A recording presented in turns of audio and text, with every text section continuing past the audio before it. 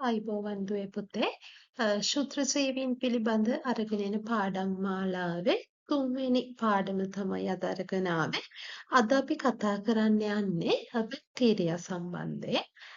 Bacteria පිළිබඳව මූලිකව ඔයාලා දැනගන්න ඕන කාරණා ටික මම මෙතන ගොනු කරලා තියෙනවා. ඔයාලගේ සාමාන්‍ය පෙළ විෂය නිර්දේශයට වගේම මෙතන සමහර කරුණු ඔයාලගේ උසස් පෙළ විද්‍යා ජීව විද්‍යා කොටසේ එන ශුද්‍රජීවීන් යටතේ බැක්ටීරියා කියන පාඩමට අදාළ විස්තර ටිකකුත් මෙතන තියෙනවා. ඉතින් ඔයා O level කරන කෙනෙක් වුණත් A level කරන කෙනෙක් වුණත් බැක්ටීරියා පිළිබඳ සරල මූලික දැනුම ලබා ගන්න ඕන නම් දිගටම මේ වීඩියෝ නරඹන්න කියලා බොහොම ආදරෙන් ඉල්ලලා සිටිනවා. ඒ වගේම දිගටම මේ වගේ වීඩියෝ බලන්න Be Smart with Science අපේ YouTube නාලිකාව සබ්ස්ක්‍රයිබ් කරන්න කියලා ආදරෙන් ඉල්ලා සිටිනවා. හොඳයි. අපි එහෙනම් පාඩමට යමු. බැක්ටීරියා කියන්නේ මේ පෘථුවිය මත ගොඩාක් කාලයක් ජීවත් වුණ ජීවි කාණ්ඩයක්. ඒ කියන්නේ බැක්ටීරියා වලට බොහොම විශාල අතීතයක් තියෙනවා. ඒ කියන්නේ මේ පෘථුවිය මත ශූන්‍යාෂ්ටික ජීවීන්ගේ සම්භවයටත් පෙර ඉඳලම ශූන්‍යාෂ්ටිකයන්ගේ පූර්වගයන් විදිහට, ඒ කියන්නේ ශූන්‍යාෂ්ටිකයන් හැදෙන්න පෙර හිටපු ජීවි කාණ්ඩයක් විදිහට මේ බැක්ටීරියා කියන ජීවීන් විශේෂය මේ පෘථුවිය මත ජීවත් වෙලා තියෙනවා. හොඳයි. එතකොට දුවේ පුතේ මේ බැක්ටීරියා වල සෛලවල හැඩය අනුව අපිට බැක්ටීරියා ප්‍රධාන ආකාර තුනකට බෙදා දක්වන්න පුළුවන්. අපි කියනවා දණ්ඩාකාර. එහෙමත් නැත්නම් බැසිලස්. ඊට පස්සේ ගෝලාකාර බැක්ටීරියා. අපි කියනවා කොකස්. ඊට පස්සේ සර්පිලාකාර බැක්ටීරියා ස්පයිරල්. මේ දණ්ඩාකාර, ගෝලාකාර සහ සර්පිලාකාර කියන ආකාර වලින් අපිට බැක්ටීරියා ප්‍රධාන ආකාර තුනකට බෙදා දක්වන්න පුළුවන්. හොඳයි. මේ තියෙන දණ්ඩාකාර බැක්ටීරියාව. අපි මේවා බැසිලස් කියලා හඳුන්වනවා. එතකොට මේ දණ්ඩාකාර බැක්ටීරියාවක කොටස් කීයකින්ද මෙයා සමන්විත වෙලා ඉන්නේ කියන කාරණයත් එක්ක මෙයා මොන විදිහේ බැසිලස් කෙනෙක්ද මොන විදිහේ බැසිලයි කෙනෙක්ද කියලා අපිට හඳුන්ව ගන්න පුළුවන්. එක බැසිලයක් පමණක් නම් තියෙන්නේ. අපි එහෙම කෙනෙකුට අපි කියනවා බැසිලස කියලා. මේ බලන්නකෝ. මෙයාගේ එක දණ්ඩාකාර කොටසයි තියෙන්නේ නේද? ඊට පස්සේ මෙන්න මෙයා ගැන බලනකොට එයාගේ දණ්ඩාකාර කොටස් දෙකකින් සමන්විත වෙලා තමයි මෙයා හැදිලා ඉන්නේ. අපි ඒ වගේ කෙනෙකුට කියනවා ඩිප්ලොබැසිලස් කියලා. දණ්ඩාකාර කොටස් දෙකකින් එකතු වෙලා හැදුන කෙනෙක් ඩිප්ලොබැසිලස් කියලා හඳුන්වනවා. ඊට පස්සේ මෙන්න මෙයා බලන්න. මෙයාගේ දණ්ඩාකාර කොටස් හතරක් තියෙනවා. මේ විදිහේ දණ්ඩාකාර කොටස් හතරක් එකතු වෙලා හැදුන කෙනෙකුට අපි ස්ට්‍රෙප්ටොබැසිලසයක් කියලා කියනවා. හොඳයි. එහෙනම් එක බැසිලසයක් එකතු වෙන එක බැසිලසකින් පමණක් නිර්මාණය වුණ කෙනා අපි බැසිලස කියලා හඳුන්වනවා. බැසිලස දෙකකින් එකතු වුණ හැදුන කෙනා ඩිප්ලොබැසිලස කියලා හඳුන්වනවා. බැසිලස කොටස් හතරකින් නිර්මාණය වුණ කෙනා අපි ස්ට්‍රෙප්ටොබැසිලස කියලා හඳුන්වනවා. ඊළඟට බලන්නකෝ ගෝලාකාර බැක්ටීරියා. අපි මේවට කොකස් කියලා කියනවා. ඒක ප්ලූරල්. ඒ කියන්නේ බහුවචනෙන් අපි කොකයි කියලා හඳුන්වනවා. එතකොට මේ තියෙන්නේ තනි එක්කෙනෙක්. මේ වගේ කෙනෙකුට අපි කොකස් එකක් කියලා කියනවා. මේ තියෙන අර බැසිලස වගේම ගෝලාකාර කොටස් දෙන්නෙක් එකට එකතු වෙලා හැදුන එක්කෙනෙක්. අපි මෙයාට එහෙනම් කියනවා ඩිප්ලොකොකස් කියලා. මෙයා ඩිප්ලොකොකසයක් කියලා අපි හඳුන්වනවා. ඊළඟට මෙහෙම දණ්ඩක් ආකාරයට මෙතන මේ ගෝලාකාර කොටස් එකට එකතු වෙලා දණ්ඩක් ආකාරයට හැදිලා තියෙන කෙනෙකුට අපි ස්ට්‍රෙප්ටොකොකස් කියලා හඳුන්වනවා. බලන්නකො මෙයා ඉන්නේ මේ ගෝලාකාර කොටස් එකිනෙකට බැඳිලා දණ්ඩක් විදිහට නිර්මාණය වෙලා. මේ වගේ කෙනෙකුට අපි ස්ට්‍රෙප්ටොකොකස් කියලා හඳුන්වනවා. ඊට පස්සේ මෙන්න මේ විදිහට තල හතරකට බෙදිලා මේ බලන්න මෙයා ඉන්නේ කොටස් මේ ගෝලාකාර කොටස් 8ක් තල දෙකක ඉන්න මෙන්න මේ වගේ කෙනෙකුට අපි සාසිනේ කියලා හඳුන්වනවා. මෙයා සාසිනේ. ඊට පස්සේ මෙන්න මේ ආකාර නිශ්චිත හැඩයක් නැතුව මේ කොකුස ගොඩක් එකට එකතු වෙලා හැදුන මිදි වළලක හැඩය මිදි වළලක ස්වරූපය ගත්ත කාණ්ඩයකට අපි ස්ට්‍රැපිලෝකොකස් කියලා හඳුන්වනවා. එතකොට මේ කොකුස ආකාරات කීපයක් වෙනවා. කොකස්, ඩිප්ලොකොකස්, ස්ට්‍රෙප්ටොකොකස්, සාසිනේ ඊට පස්සේ ස්ටැපිලෝකොකස් ඊළඟ ආකාරය තමයි ස්පයිරල් සර්පිලාකාර බැක්ටීරියා. මෙයාලා හැම වෙලාවකම මෙන්න මේ විදිහට නැවිලා ඉන්නේ. මෙයාලගේ පොඩි ස්පයිරල් එකක විදිහේ හැඩයක් තියෙනවා. මෙයාලා කිසිම අවස්ථාවක කෙලින් දික් වෙන්නේ නැහැ. මෙයාලගේ හැම වෙලාවෙම මේ තියෙන කර්ව් එක මේ විදිහටම තියෙනවා. ඒ නිසා තමයි අපි මෙයාලව සර්පිලාකාර බැක්ටීරියා කියලා හඳුන්වන්නේ. හොඳයි. ඒ වගේම මේ බැක්ටීරියා ගැන කතා කරද්දී තවත් විශේෂ දෙයක් තමයි මෙයාලට පුළුවන් මේ අන්තබ්බීජාණු නිපදවන්න. ඇත්තටම මේ අන්තබ්බීජාණු සියලුම බැක්ටීරියා වල නිපදවන්න හැකියාව නැහැ. සමහර බැක්ටීරියා විශේෂ වලට පුළුවන් මේ අන්තබ්බීජාණු නිපදවන්න. මේ අන්තබ්බීජාණු නිපදවන එකේ පරමාර්ථය ප්‍රජාවබෝ කිරීම නෙමෙයි. ඔයාලා හොඳට මතක තියාගන්න. ඔයාලා ගොඩක් වෙලාවට උත්තර පත්‍රවල අන්තබ්බීජාණු වල කර්තව්‍ය මොකක්ද කියලා ඇහුවාම ප්‍රජාවබෝ කිරීම කියලා ලියනවා. ප්‍රජාවබෝ කිරීම නෙමෙයි අන්තබ්බීජාණු වල කර්තව්‍ය. අන්තබ්බීජාණු වලින් කරන්නේ අහිතකර කාල තරණය කරන එක.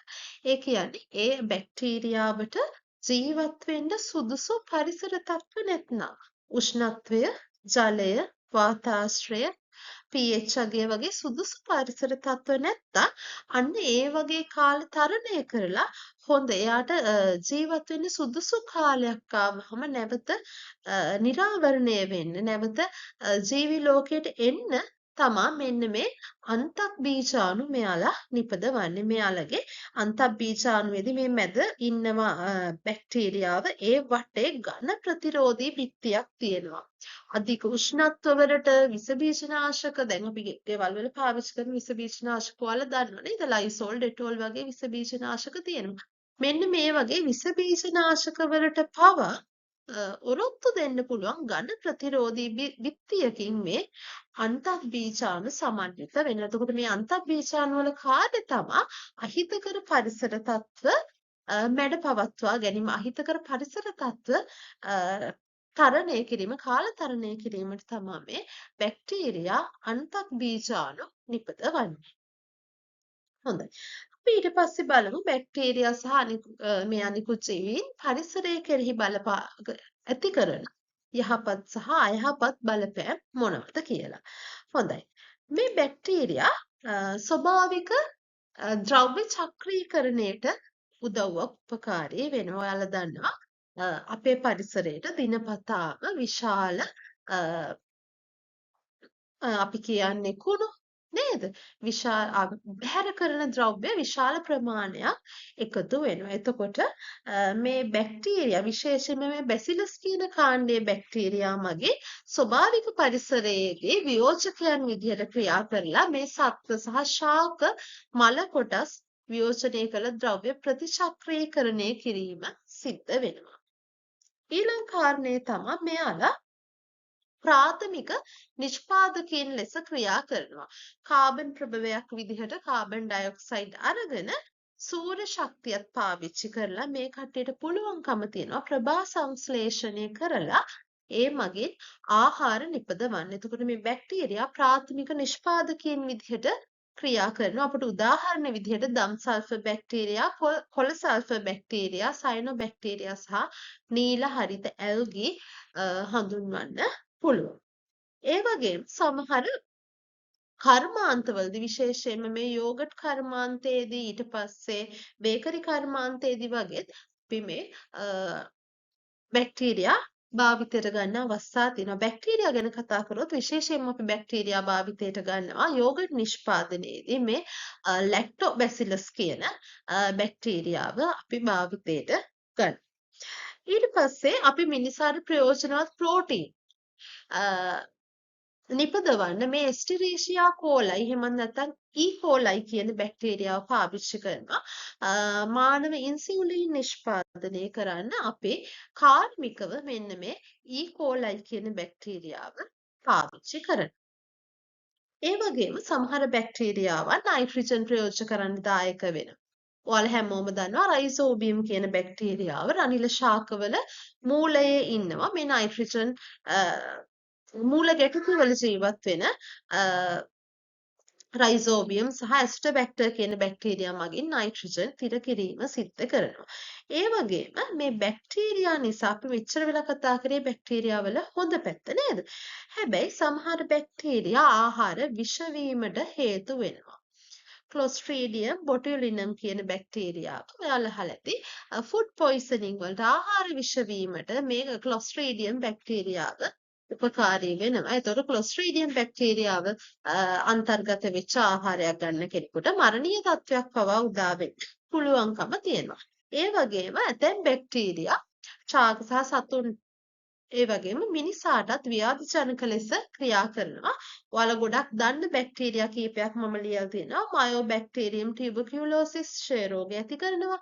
ක්ලොස්ට්‍රීඩියම් ටෙටනි පිටගැස්ම ඔයාලගේ අර මොනවා හරි යකඩ මලකඩ තියෙන තැනක තියෙන යකඩයකට සීරුනොත් අපි ටෙටනස් ටොක්සොයිඩ් එක පාවිච්චි කරනවා මෙන්න මේ ක්ලොස්ට්‍රීඩියම් ටෙටනි කියන බැක්ටීරියාවට එරෙහිව ප්‍රතිදේහ නිපදවන්න නේද ඊට පස්සේ විබ්‍රයෝ කොලෙරාව සහ ඊට පස්සේ කැරට් මෘදු කුණු වීමට වීනියා කැරටෝවෝරා කියන බැක්ටීරියාව උදව් උපකාරී වෙනවා. ඔයාලා දැකලා ඇති කැරට් අපි ගෙනලා දවස් කීපයක් තිබ්බොත් හරිම මෘදු විදිහට කැරට් කුණු වෙලා යනවා. ඒකට හේතුව මෙන්න මේ අර්වීනියා කියන බැක්ටීරියාව. හොඳයි.